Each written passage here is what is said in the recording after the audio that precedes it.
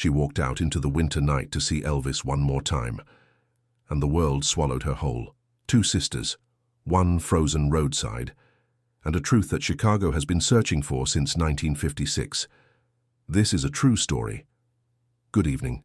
I'm Julian Cross, and tonight we're opening a file that has remained cold for over 65 years, a file that asks a question no one has been able to answer.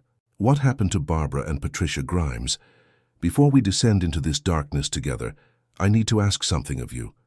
We're a small channel with a singular mission: to tell the stories that refuse to be forgotten.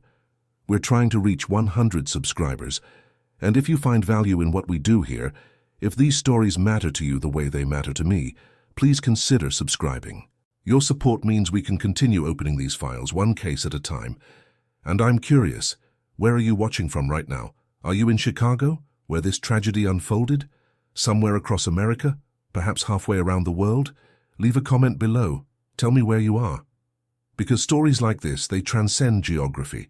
They remind us that darkness knows no borders, and neither does our need to understand it. Now, if you're ready to stand with us to support the work we're doing, hit that subscribe button, and here's what I'm hoping for tonight: 20 likes on this video. Just 20 people willing to say, this story mattered, this investigation mattered. If you're one of those 20, click that like button now. It takes 1 second, but it tells us that what we're doing here resonates. All right, the file is open. Let's begin. December 28, 1956, Chicago. The Christmas lights are still glowing in windows across the south side. Snow clings to the corners of brownstone steps.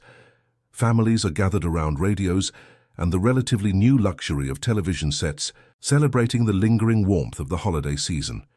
It's a time when America still believes in its own innocence, when children play in streets without supervision, when neighbors know each other's names, when the concept of stranger danger hasn't yet entered the national vocabulary.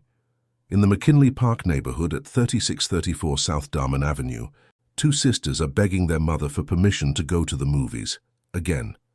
Barbara Grimes is 15 years old, serious, responsible, the kind of teenager parents trust implicitly.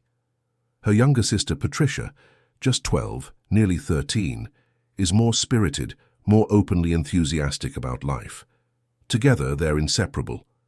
7 children in the Grimes household, all raised by their mother Loretta, a single parent navigating the challenges of working-class life with grace and determination. But tonight, Barbara and Patricia have one thing on their minds: Elvis Presley. Love Me Tender has been playing at the Brighton Theatre for weeks now, and the girls have already seen it 11 times. 11. Some might call that obsession. I call it devotion. They're members of Elvis's official fan club, and like millions of American girls in 1956, they found in Elvis something that speaks to their generation. A rebellion, yes, but also a promise. A promise that the world is changing, that their lives might contain more than what their mothers and grandmothers experienced. That music and movies and culture could open doors that had always been closed.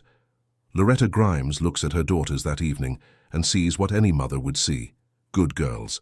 Girls who attend Catholic school, who earn exceptional grades, who've never given her a moment of serious trouble. They have $2.50 between them, enough for admission and maybe some popcorn. The Brighton Theatre is only 1.5 miles away, easily reachable by bus, and they promise to be home by midnight. She says yes. At approximately 7:30 p.m., Barbara and Patricia walk out into the Chicago winter.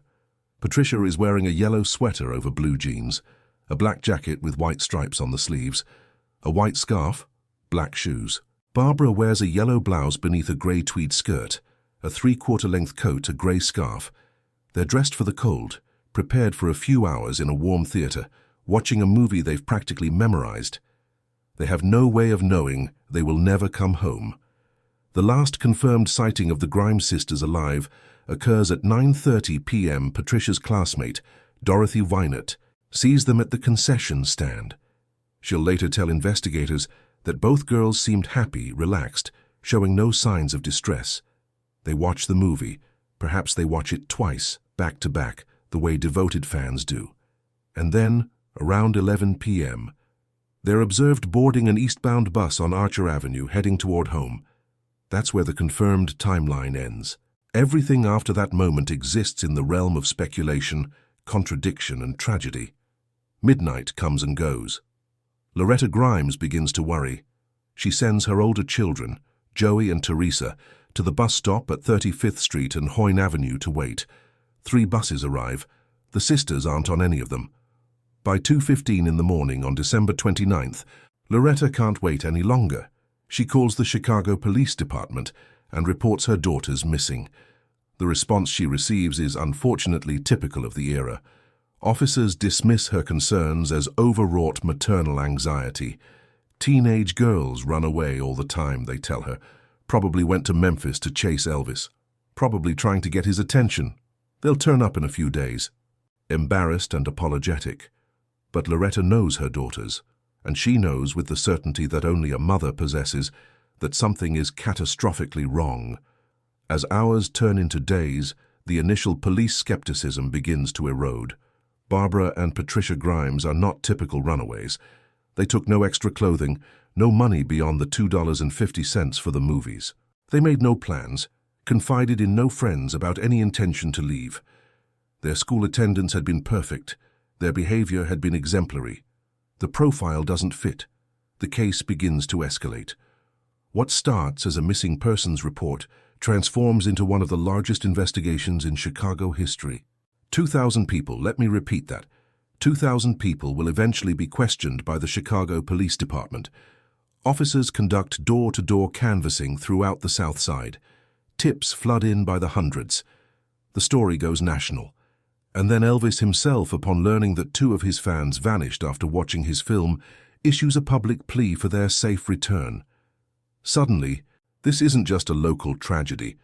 This is a story that captures the American imagination, a story that speaks to every parent's deepest fear.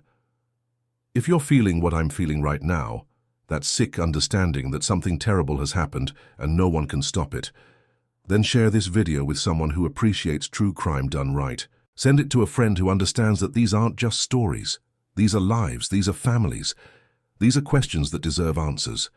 As January of 1957 unfolds, the search intensifies. And here's where the case becomes truly confounding. Because between December 28th and January 22nd, hundreds of people claim to see the Grimes sisters alive. On January 9th, 11 days after they disappeared, a woman reports seeing both girls at the Chicago State Employment Agency on North Clark Street. According to her account, the girls appeared tired and disheveled, and they were looking for work. They allegedly used the surname Grimes on their employment applications. A clerk at the agency corroborates portions of the story, identifies the girls from photographs. If this is true, then Barbara and Patricia were alive more than a week after they vanished. But here's the problem. Numerous other alleged sightings contradict this timeline, place the girls in different locations at different times. Security guards claim to have seen them on the morning of December 29th. Classmates report encounters in various neighborhoods. Employees at the Claremont Hotel insist the girls checked into a room on December 30th. Some witnesses place them in bars and nightclubs, accounts that seem almost absurd given their ages and their upbringing. Think about this for a moment. These are 12 and 15-year-old Catholic schoolgirls from a working-class Southside family in 1956. The idea that bar owners would permit them to sit and drink with adult men strains credibility to the breaking point. And yet, people reported exactly that. Were they lying? Mistaken? Seeing what they wanted to see? Or was something darker happening? Something that involved the girls being forced into situations they would never have chosen? The eyewitness testimony creates a fog of confusion that will never fully clear. And then, on January 14th, something even stranger happens. The mother of Patricia's classmate Sandra receives a phone call around midnight. A quiet voice asks for Sandra. When the mother answers, the voice speaks briefly, then disconnects. The mother will later say that the voice sounded like Patricia. Was it? Or was it a cruel hoax? We'll never know. And then there's Walter Kranz. On January 15th, a man calls the Chicago Central Police Complaint Room with a strange story. He claims to have had a dream, a vision, really, after a night of heavy drinking. In this vision, He saw both Grimes sisters deceased, and he could describe exactly where their bodies would be found, an unincorporated area of Lyons Township. The caller refuses to give his name and hangs up, but the operator traces the call. His name is Walter Krantz, a 53-year-old steamfitter, and here's what makes this case truly unnerving. 7 days later, the bodies of Barbara and Patricia Grimes are discovered less than 1 mile from the location Krantz described. How did he know? Krantz becomes an immediate suspect. He's interrogated multiple times. He insists that his family has a history of psychic abilities, that he genuinely experienced a vision. Handwriting experts believe he may have written one of the ransom notes that Loretta Grimes received. But despite intensive questioning, police find no physical evidence connecting him to any crime. He's eventually released. So what are we left with? A man who either possessed genuine precognitive ability, which I don't personally believe in, or a man who knew where those bodies were because he put them there, but was clever enough or lucky enough to avoid leaving evidence behind. January 22nd, 1957, 25 days after the Grimes sisters disappeared. An unseasonable warm spell has melted much of Chicago's snow and ice. Leonard Prescott, a construction worker, is driving near German Church Road in Willow Springs when he spots something near a guardrail, about 250 feet east of County Line Road. He stops. He looks closer, and he realizes he's staring at the bodies of 2 young girls. Barbara is positioned face down, her legs slightly bent upward, her arms raised. Patricia lies face up atop her sister's body, arms and legs extended. Both girls are completely nude. Both girls are frozen. The discovery sends shockwaves through Chicago. The city has been holding its breath for 3.5 weeks, hoping against hope that Barbara and Patricia would be found safe. Now that hope is extinguished, replaced by horror and rage and grief, the autopsies begin immediately, and this is where the case fractures in a way that it will never recover from. The official autopsy report, prepared by the Cook County Coroner's Office, concludes that both girls passed from secondary shock due to exposure to freezing temperatures. The time of their passing is determined to be within 5 hours of their last confirmed sighting on December 28th, meaning they likely perished the night they disappeared or very early the next morning. Toxicology reports show no alcohol in their systems. Stomach contents are consistent with food consumed on December 28th. But Harry Gloss, chief investigator for the Cook County Coroner's Office, publicly contradicts this conclusion. Gloss claims that the thin layer of ice covering the bodies, combined with other indicators, suggests the bodies were still warm when they were placed at that location. He estimates the time of their passing as approximately January 7th, 14 days after their disappearance. Moreover, Gloss alleges that the official autopsy reports deliberately omitted evidence of severe abuse and mistreatment, supposedly out of respect for the family. This public dispute becomes catastrophic. Gloss is fired from the coroner's office on February 15th after refusing to retract his statements. But Sheriff Joseph Lohman, who oversees the investigation, agrees with Gloss's assessment and takes the extraordinary step of deputizing him to continue working the case without pay. Stop and think about what this means. You have an official autopsy saying one thing and a fired investigator, now working as an unpaid deputy, saying another. You have a fractured investigative apparatus, competing theories, and a complete collapse of forensic coherence. How do you build a prosecution when your own experts can't agree on when the victims passed away? If the official autopsy is correct, then nearly all the January sightings are false, products of misidentification, hoax, or mass hysteria. If Gloss is correct, then the girls survived for approximately 2 weeks after vanishing, and the January sightings gain credibility. But if they survived for 2 weeks, where were they? Who had them? And what were they enduring during that time? We don't know. We may never know. If you're still with me, if you're feeling the weight of these unanswered questions, do me a favor. Hit that like button, let me know you're here, let me know these stories matter to you because they matter to me.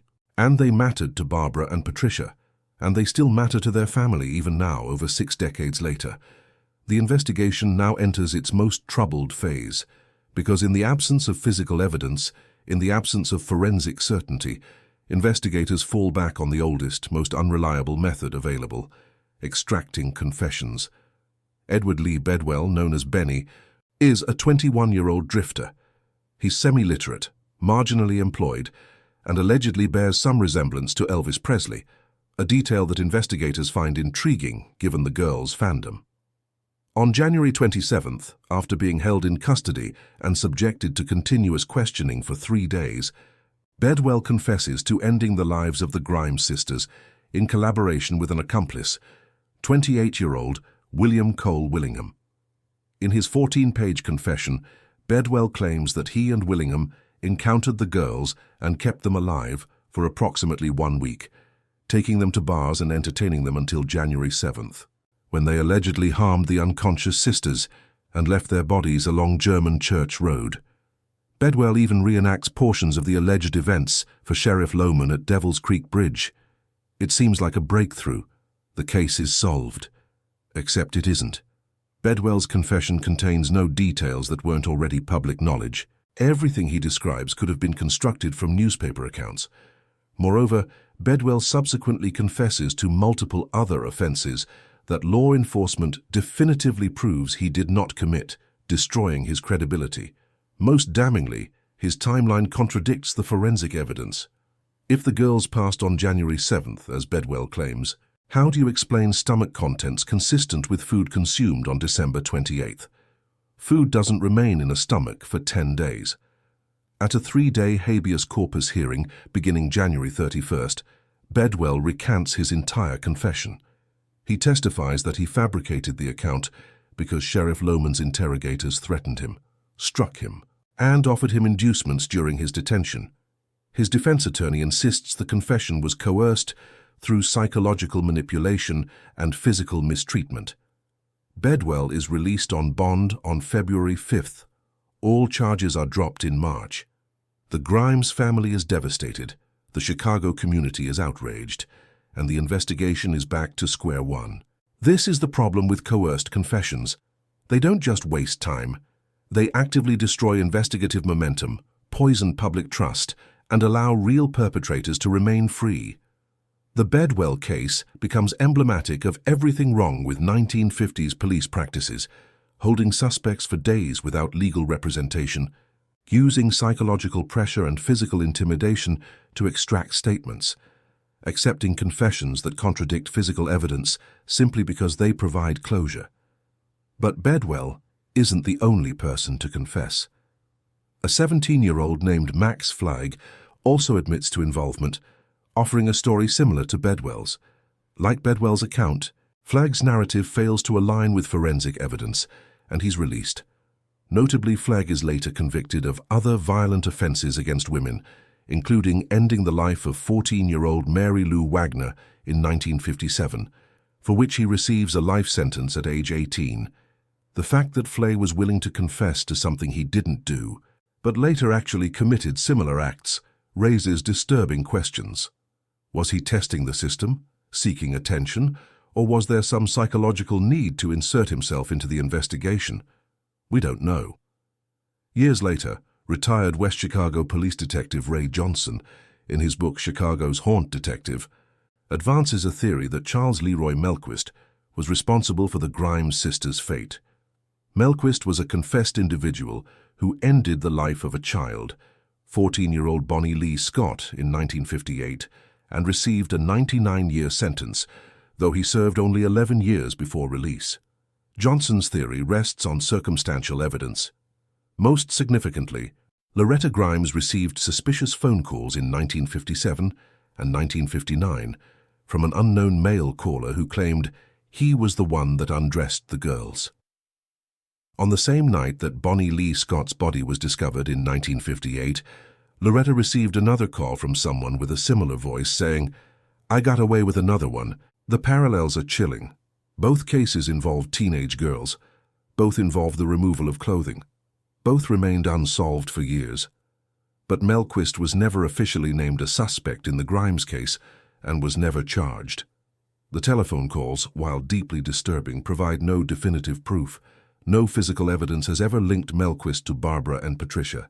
Johnson's theory remains speculative, compelling, yes, but ultimately unverified. Some investigators have also speculated about potential connections between the Grimes case and Kenneth Hansen, who was arrested in 1995 for ending the lives of 3 boys, Robert Peterson, John Schuessler, and Anton Schuessler, whose bodies were discovered in October 1955, 13 months before the Grimes sisters vanished. But these speculations have produced no formal charges, no conclusive evidence. The Peterson-Schuessler case was another watershed moment in Chicago's collective trauma, occurring just over a year before the Grimes tragedy. Together, these cases shattered the illusion of childhood safety that had defined post-war suburban America. Parents who had allowed their children to roam freely suddenly pulled them close. Doors that had remained unlocked were bolted. Strangers who had once been greeted with neighborly warmth were now regarded with suspicion. If this story is reaching you, if it's making you think about the fragility of safety and the persistence of unanswered questions, leave a comment below. Tell me what you think happened. Share your theories, because these cold cases, they survive in our collective memory, and sometimes, just sometimes, a fresh perspective, a new connection, can illuminate something that's been hiding in plain sight for decades. Let's talk about context for a moment, because the Grimes case didn't happen in a vacuum. It happened in 1956 in Chicago, in America, a country that was telling itself a very specific story about who it was and what it represented. The 1950s are often remembered as a golden age. Prosperity, stability, strong families, safe neighborhoods, children playing stickball in the streets until the streetlights came on. And for white working-class communities like McKinley Park, there was truth to that image. These neighborhoods were characterized by deep Catholic faith, extended family networks, stable employment in factories and trades, and a sense of community cohesion that generated powerful social bonds. But that same era enforced systematic exclusion, redlining, restrictive covenants, blockbusting. The protective order that white ethnic communities enjoyed existed partly because they'd built walls, literal and metaphorical, to keep others out. The safety of McKinley Park was subsidized by the segregation and disinvestment that devastated black neighborhoods across Chicago. I mention this not to diminish the tragedy of the Grimes case, but to complicate our understanding of what was lost. The innocence that shattered in 1957 wasn't universal. It was specific, conditional, and unevenly distributed. But for the people living in McKinley Park, for Loretta Grimes and her 7 children, the sense of violation was absolute. Their daughters had gone to a movie, in their own neighborhood, and they had been taken, harmed, and discarded like garbage along a frozen roadside. As one contemporary observer reflected, "We faced the threat of nuclear annihilation, yet we never imagined danger could be so close to home." The Cold War loomed over everything in the 1950s, the possibility that Soviet missiles could incinerate American cities in minutes. But that existential threat seemed somehow less immediate than the realization that predators operated within your own community, that children riding a bus could vanish without explanation. William Hanhart, a rookie police detective at the time, who later became Chicago's chief of detectives, described the Grimes case as the beginning, the start of the end of innocence. For an entire generation of Chicagoans, this case represented the moment when the illusion cracked, when the comfortable mythology of suburban safety collapsed under the weight of brutal reality.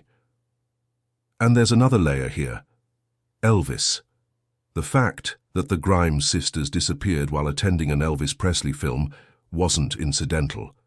Elvis represented both promise and peril.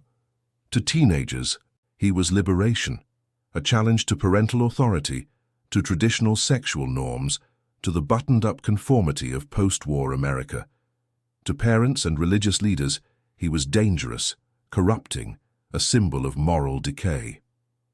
The girls' devoted fandom, 11 viewings of the same film, membership in the official fan club, represented normative teenage behavior. But the very act of leaving home unescorted to attend a movie featuring a performer whose gyrations scandalized conservative America placed them at the intersection of tradition and modernity. Did their attendance at that film make them vulnerable? Did someone see two young girls alone and see opportunity, or is that connection entirely coincidental? A tragic randomness that we're desperate to imbue with meaning? We don't know. What we do know is that the investigation into their fate was profoundly flawed. Jurisdictional confusion between the Chicago Police Department and the Cook County Sheriff's Office created competing investigative priorities. Sheriff Lohman's decision to deputize Harry Gloss after Gloss was fired exemplified the dysfunction. Rather than accepting official findings, Lohman endorsed a minority position, creating a fractured official record that made prosecution nearly impossible. The coercive interrogation practices that produced false confessions from Bedwell and Flay represented standard procedure for the era. It would take another decade before the Supreme Court's Miranda decision established protections against self-incrimination and guaranteed legal representation. In 1957, suspects could be held for days, questioned relentlessly, and pressured until they said whatever investigators wanted to hear. The lack of professional protocols, specialized forensic training, and legal safeguards allowed investigators to pursue leads based on hunches rather than rigorous evidence. The investigation generated thousands of interviews but produced no DNA evidence, technology that didn't exist yet, limited fingerprint analysis, and inadequate victimology studies that might have identified patterns pointing toward a particular offender profile. Before we close this file tonight, and I promise we're approaching the end, I want you to consider subscribing if you haven't already. This channel exists because people like you believe that these stories deserve to be told with care, with respect, with the understanding that behind every cold case is a family that never got closure. We're building something here, a community of people who refuse to let these victims be forgotten. Join us. The case remains officially open. The Cook County Sheriff's Cold Case Unit continues to investigate as leads emerge. In 2018, CBS 2 reporters tracked down a surviving individual who allegedly possessed detailed knowledge of the events, but declined to discuss them, stating simply, "It's all in the past." But is it? For Loretta Grimes, who spent the rest of her life haunted by those mysterious phone calls, by the question of what her daughters endured during those final hours or days, was it ever in the past? For the siblings who went to that bus stop looking for Barbara and Patricia and came home empty-handed, is it in the past? Fundamental questions remain unresolved. The autopsy findings regarding time have never been definitively clarified. The theory that the girls survived for approximately 1 week contradicts official forensic conclusions, but cannot be entirely dismissed. The motivation remains opaque. No definitive evidence of certain types of assault was established, no apparent motive of financial gain existed, and no clear pattern linking the perpetrator to other known offenses emerged. The mysterious phone calls to Loretta, claiming responsibility, the unusual accuracy of Walter Kranz's supposed vision, the potential connection to Charles Melquist's later confirmed acts, all of these suggest possible investigative leads that were never adequately pursued. And so we're left with a haunting truth. Sometimes, despite extraordinary effort, despite thousands of interviews and massive public attention, justice fails. Sometimes the darkness wins. Sometimes a mother buries her daughters without ever understanding why they were taken from her. The Grimes case transformed Chicago. It transformed how parents thought about risk, how police conducted investigations, how communities understood their own vulnerability. For subsequent generations, the case became shorthand for lost innocence, the moment when the illusion of safety dissolved and the reality of danger became undeniable.